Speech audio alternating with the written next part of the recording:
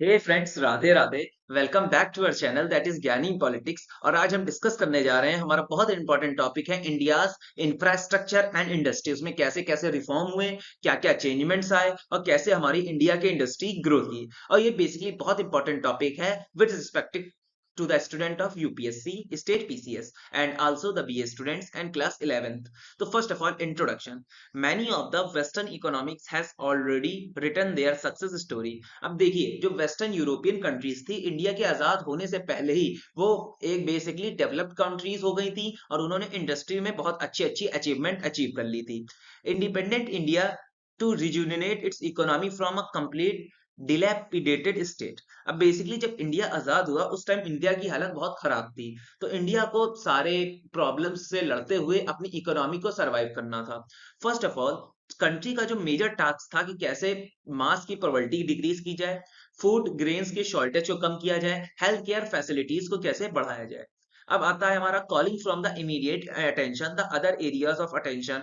अब इसके बावजूद, ये तो मेजर था, इसके बावजूद अब इकोनॉमी को ग्रो करने के लिए गवर्नमेंट ने लेट स्ट्रेस दिया इंडस्ट्रीज को, इंफ्रास्ट्रक्चर्स को, साइंस को, टेक्नोलॉजीज को, हायर एजुकेशन का, और कुछ आगे चल के हम पॉलिसीज, इससे रिलेटेड पॉलिसीज को डिस्कस करेंगे। तो दोस्तों, अब हम डिस्कस करने जाएंगे that is industrial policies of India nearly 1986। For a better understanding of India's economic, it is advisable to look into the various industrial policy.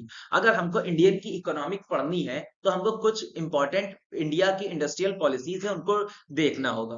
तो first of all, because even more important to understand the final aspects of reform, और हमको ये भी देखना पड़ेगा India ने कैसे कैसे चीजों को अडॉप्ट करके इंडस्ट्रियल पॉलिसीज में रिफॉर्म किए हैं।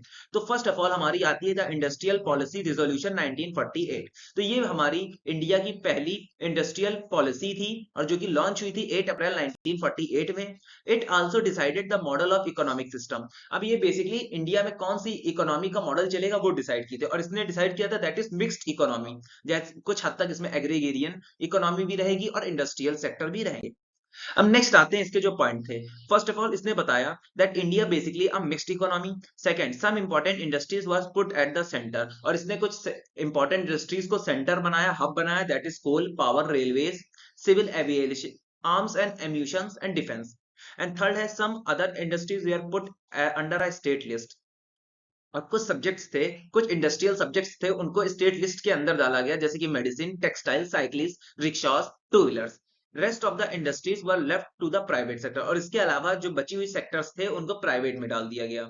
There are 10 years period for review of the policies, और जो ये हमारी पॉलिसी बनी थी इसका रिव्यू करने के लिए 10 years का पीरियड दिया गया था। अब नेक्स्ट हमारी आई that is industrial policy resolution 1956।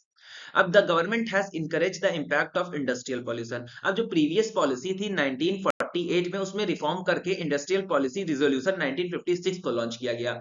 इसमें कुछ पॉइंट्स हैं। First of all, reservation of industries. A clear cut classification of industries was affected with 3 schedules। अब देखिए यहाँ पे basically concept of reservation of industries आया। यहाँ पे एक क्लास को डोमिनेटेड करना था, ठीक है। एक क्लियर कट क्लासिफाई कर दी गई इंडस्ट्रीज और उसके सेक्टर, उसे कहते हैं रिजर्वेशन ऑफ इंडस्ट्रीज, और इसको बेसिकली 3 शेड्यूल में क्लासिफाई किया गया। फर्स्ट है हमारा schedule A. This include has 17 industrial areas in which complete monopoly. अब यहाँ पे शेड्यूल 8 में 17 इंडस्ट्रियल एरिया देखे गए जहां पे एक कंप्लीट सेक्टर की मोनोपोली होगी। The industry setup were known as central public, और इसको इंडस्ट्री सेटअप करने में सेंट्रल पब्लिक कहा गया।